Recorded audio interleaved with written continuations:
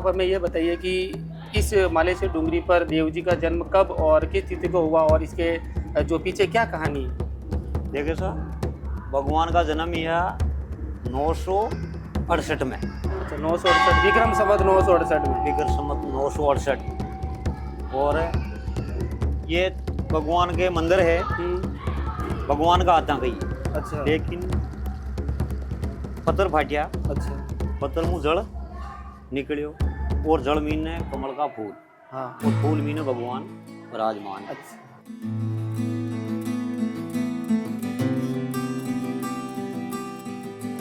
नमस्कार साथियों, स्वागत है आप सभी का एक बार फिर से मरुरंग दर्शन में।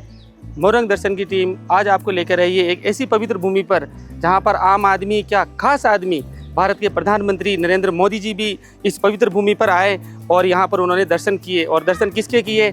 गुर्जरों के आराध्य देव श्री देवनारायण जी भगवान की जन्मभूमि मालेश्वर डूंगरी पर। और यह वही पवित्र स्थान है जहां पर 968 विक्रम संवत में माघ माह की सप्तमी के दिन साधु माता और भगवान सवाई भोज जी के जो पुत्र भगवान श्री देवनारायण जी, जिन्हें भगवान विष्णु का अवतार माना जाता है, इन्होंने यहाँ पर जन्म लिया था। आप मेरे पीछे देख रहे हैं वही डूंगरी, उसी डूंगरी पर मंदिर बना है जहाँ पर भगवान देवनारायण जी ने जन्म लिया था। और इसके अलावा इस क्षेत्र के अंतर्गत जो है काफ़ी गुजर बाहुल्य क्षेत्र है, यहाँ पर अनेक जातियाँ भी रहती है। उन सभी के आराध्य आम जन के देवता है भगवान श्री देवनारायण। और इस परिसर में आप बाहर की तरफ छोटा सा एक मार्केट देखेंगे जहाँ से आप मंदिर की जो पूजन सामग्री खरीद सकते हैं। और आप जब भी आए ऐसे स्थानों पर यहाँ के स्थान की पवित्रता और महत्ता के बारे में आप विशेष ध्यान रखें और किसी भी प्रकार की गंदगी ना फैलाएं और सामाजिक और सौहार्दपूर्ण जो व्यवहार है यहाँ पर प्रदर्शित करें।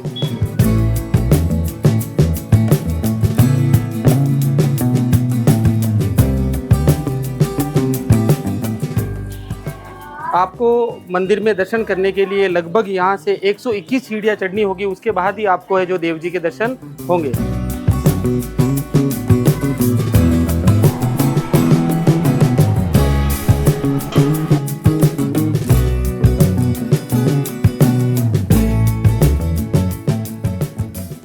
इस समय हमारे साथ मौजूद है मालेश्वर डूंगरी के मंदिर में जो पुजारी जी है, उन्हीं के परिवार के सदस्य और उन्हीं में से एक है प्रभु जी। प्रभु जी जय देवनारायण जी। जय श्री देवनारायण। प्रभु जी, आप हमें ये बताइए कि इस मालेश्वर डूंगरी पर देव जी का जन्म कब और किस तिथि को हुआ और इसके जो पीछे क्या कहानी है? देखिए सर, भगवान का जन्म यह 968 में, अच्छा, 968 विक्रम संवत 968 में, विक्रम संवत 968। और ये भगवान के मंदिर है, भगवान का आता गई, अच्छा, लेकिन पत्थर फाटिया, अच्छा, पत्थर मुँह जड़ निकलियो और जड़ मीने कमल का फूल, हाँ, और फूल मीने भगवान विराजमान। अच्छा, फिर बाद मीने माता साधु की जोड़े मीने आयो। ये इस जगह है, इसी जगह जो इसी जगह हाँ। भगवान का जन्म हटी हुआ। तो मतलब कि कहना मतलब है कि चट्टान फटी, उसमें से जल, जल में से कमल और कमल में देव जी का होता। और फिर माता साधु की जोड़े में गई। उसके बाद में माता साधु के जोड़े मतलब उनको गोद में दिया, गोद में किया। यही खेले बड़े देव जी। जी। और इनके पिताजी भोज महाराज, सोई भोज, सवाई भोज जी, उनका मंदिर है यहाँ आसपास। ये सोई भोज अपने 7 किलोमीटर दूर है।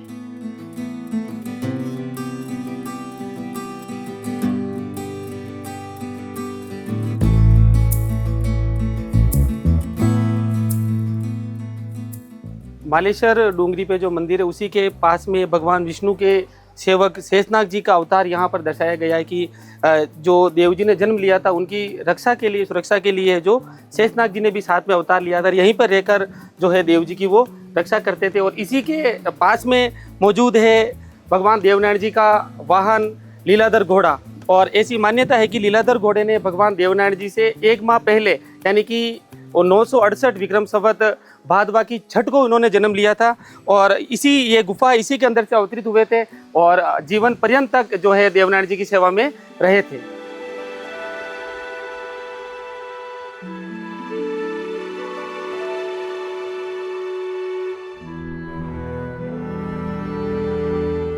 साथियों, इस समय मैं मौजूद हूँ मालेश्वर डूंगरी परिसर में ही बनी हुई राजस्थान सरकार की भगवान श्री देवनारायण जी की पैनोरमा में। अभी मैं आपको लेके चलता हूँ इस पैनोरमा में और जो भगवान श्री देवनारायण जी का जीवन चरित्र है उसके बारे में पूरी जानकारी आपको दी जाएगी।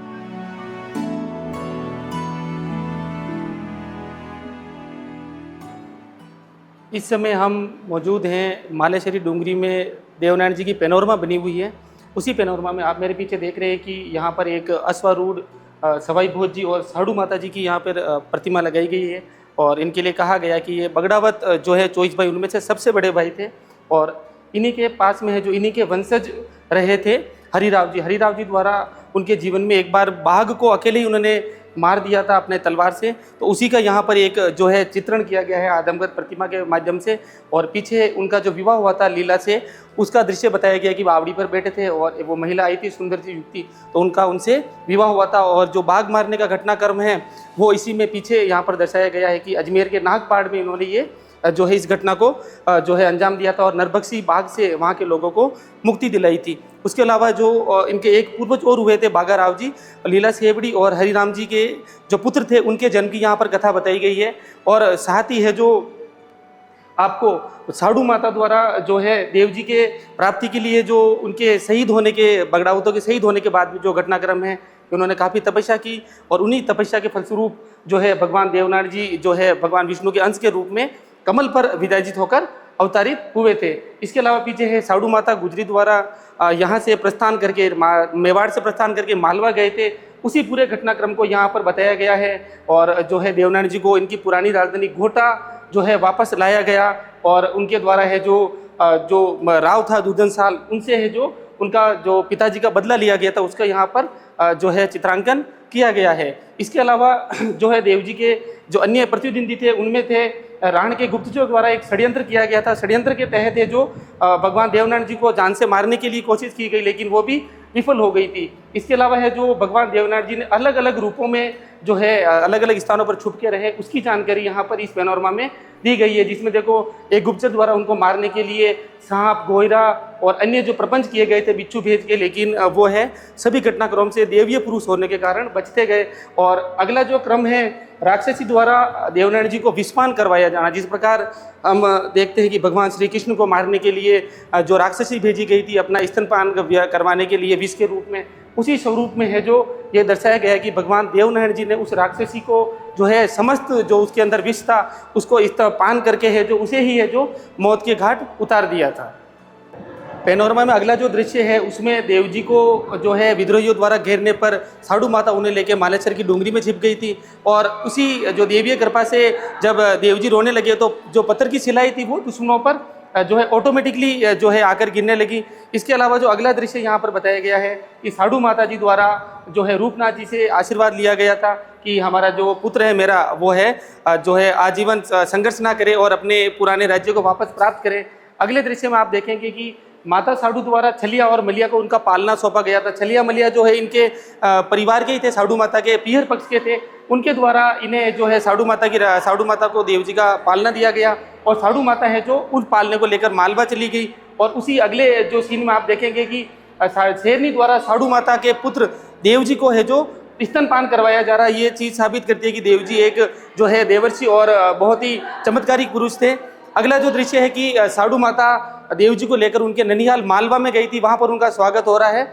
और जो आप दूसरा जो दृश्य देखेंगे इस पैनोरमा में दर्शाया गया है कि देवनारायण जी अपने जीवन काल में पशुधन के प्रिय रहे और अपनी दानवीरता के लिए बहुत ही जाने गए थे। इसका दृश्य यहाँ पर बताया गया है। अगला जो दृश्य आप देखेंगे कि देवनारायण जी द्वारा उनके मामा जी को चमत्कार दिया गया कि मामा जी की जो कुबड़ थी वो देव जी ने खेल खेल में ही ठीक कर दी थी। तो अगला एक आप जो एक सुंदर सा मनोहक दृश्य देख रहे हैं, भगवान श्री देवनारायण को गोपालक और गोरक्षक के रूप में यहाँ पर बताया गया। और वैसे भी थे ये गोपालक, इन्होंने गाय की रक्षार्थ अपना जो है पूरा जीवन समर्पित किया था। और जो अगला जो आप दृश्य देखेंगे इसमें गाय चल रही है और नापा जी द्वारा छोटू जी भाट की गायों को छुड़ाना, जो इनके भाई थे देव जी के दूसरे, उनके द्वारा है जो छोटू जी भाट थे उनकी गायों को विद्रोही द्वारा छीन लिया गया था, उन गायों को वापस जो है इन्होंने प्राप्त किया था और देवनारायण जी से मिलने की उन्होंने बात इसमें बताई है। अभी आप जो मेरे पीछे एक दृश्य देख रहे हैं पैनोरमा में, इसमें भगवान श्री देवनारायण जी का विवाह नाग कन्या पीपलदेह से हुआ था। इसका दृश्य है। पीपलदेह ने जो है उनके शरीर पर कोढ़ था और सिर पर सींग थे। काफ़ी समय से वो तपस्या कर रही थी और उसी तपस्या के फलस्वरूप भगवान श्री देवनारायण ने उनका कोढ़ समाप्त किया, उनको आंखों से वापस रोशनी दी और उनका सींग हटाया और जो है देवनारायण जी के साथ उनका विवाह संपन्न हुआ। ये बात सुनकर उनके पिता नाग कन्या जो पीपलदेह थी उनके पिता बहुत ही खुश हुए। और अगला जो एक दृश्य आप देखेंगे इस तरफ से, यहाँ पर भगवान देवनारायण जी का दूसरा विवाह जो है भेरू राक्षस की कन्या से किया गया। भेरू राक्षस का वध किया और उनकी कन्या के साथ में देव जी ने विवाह करके उनके जीवन का उद्धार किया था। भगवान देवनारायण ने अनेक चमत्कार किए। उन्हीं चमत्कारों में से एक था छोटू भाट को पुनर्जीवित करना।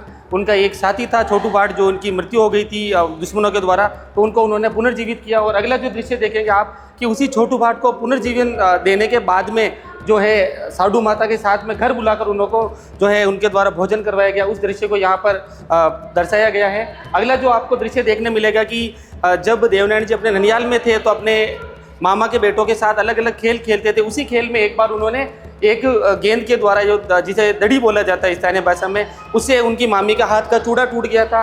देव जी ने चमत्कार द्वारा जो है उनकी मामी का चूड़ा वापस जोड़ दिया था। अगला जो दृश्य है कि लगभग 17-18 साल ननियाल में रहने के बाद जब देवनारायण जी वापस अपने स्थान मालासर पधार रहे थे, उसका दृश्य बताया गया है कि मालासर में जो उनकी साधु माता, उनकी साथी हीरा दे और देवनारायण जी अपने ननिहाल पक्ष से विदा लेकर जो पुनः मालाशेरी की तरफ आ रहे हैं। और अगला जो एक दृश्य है, जब वो मालाशेरी के लिए रवाना हुए तो बीच रास्ते में है जो एक जो है चित्तौड़ के अंदर आए, तो चित्तौड़ में रात्रि काल हो गया। तो रात्रि के अंदर है एक माताजी थे, उनको माताजी को उन्होंने प्रसादी दी और वहीं रात रुके और फिर वहाँ से आगे रवाना हुए। अगला जो दृश्य आपको मिलेगा कि जब देवनारायण जी वहाँ से रवाना हुए तो चित्तौड़ में अगला पड़ाव उन्होंने एक शमशान के पास डाला था। वहाँ पर देखा कि एक व्यक्ति जिसकी मृत्यु हो गई है और घर वाले विलाप कर रहे हैं, तो देव जी को ये दृश्य देखा नहीं गया और अपने जो चमत्कारों द्वारा उस मृत व्यक्ति को वापस पुनर्जीवित कर दिया। और अगला जो आप दृश्य देखेंगे कि देवनारायण जी द्वारा एक राक्षस था खोका, जो गायों को मार देता था, उसका वध किया गया था।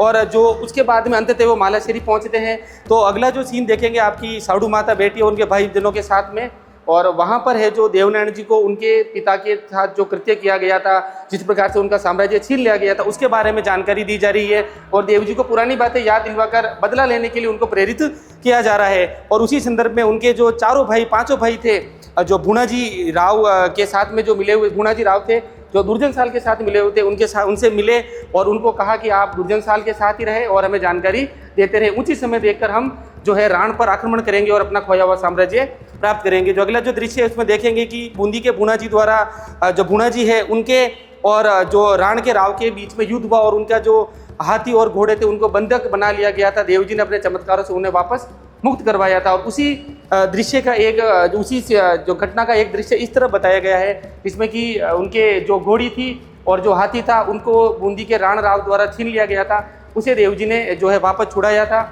और अगला दृश्य देखेंगे कि राण के राव को जब देव जी ने आक्रमण किया और विशाल सेना से तो राण के राव को दुर्जन साल को मार दिया, तो उनके घर वालों ने काफ़ी प्रार्थना करी, तो देव जी ने अपना पुराना बैर था, जो दुश्मनी थी, उसको भुलाकर अपने तंत्र मंत्र और अपनी जो शक्तियाँ थी उसके माध्यम से राण के राव को पुनर्जीवित किया और वह जो उनका देवदास और सेवक बन गया था। अभी आप जो दृश्य देख रहे हैं इसमें भगवान देवनारायण जी विराजे हो, साथ में उनके भाई भूणाजी है। जब उन्होंने राण के राव को हरा दिया और गोठा को, जो उनका मूल स्थान था, उसको अपने साम्राज्य में मिला दिया, उसके बाद में वो राजगद्दी पर बैठे, उसका ये सीन है। राजत्व उन्होंने ग्रहण किया। और अगला जो दृश्य देखेंगे, जब राजपाट मिल गया, पिता का बदला पूर्ण हो गया, उसके बाद में देवनारायण जी है वापस अपना सामान्य जीवन जीने लगे और गायों की सेवा में अपना बचा हुआ जीवन पूरा समर्पित कर दिया। और अगला जो आप दृश्य देखेंगे इसमें है जो भगवान श्री देवनारायण है, जो अपने दल बल, अपने काला और गोरा भैरू सहित और जो शेषनाग जी जो अवतार है उनके सहित यहाँ पर दर्शाया गया है। और देव जी का जो है अंतिम जो ज्ञान उपदेश था कि अपने परिवारजनों को कहा कि मैंने काफ़ी समय तक आपके साथ रह लिया, मेरा कर्तव्य पूर्ण हुआ, अभी मैं वापस बैकुंठ जाना चाहता हूँ, उसी की सांत्वना दे रहे हैं। और वहाँ से है जो अगला सीन आप देखेंगे कि भगवान देवनारायण जी की बैकुंठ यात्रा का दृश्य बताया गया है कि बैसाख शुक्ल तृतीया 999 आका तीज के दिन जो है देवनारायण जी अपने घर से अपने घोड़े पर बैठे और देवरे गए और देवरे से उड़ते हुए है जो बैकुंठ लोक में चले गए। और देवनारायण जी को भगवान विष्णु का निष्कलंक अवतार माना गया है और ये गुजरों के आराध्य देवता भी है। आप जब भी मालाशेरी डूंगरी आए तो राजस्थान सरकार द्वारा बनाई गई इस पेनोरमा को देखें और भगवान श्री देवनारायण के संपूर्ण जीवन चरित्र को आप अपने जीवन में ग्रहण करने का प्रयास करें। और आपसे एक ही अनुरोध है कि आप किसी भी ऐसे स्थान पर जाएं तो अनुमति ले, वहाँ से टिकट ले निर्धारित, और पेनोरमा को खराब करने का या हाथ लगाने का प्रयास करके इसे खराब ना करें। जय देवनारायण जी।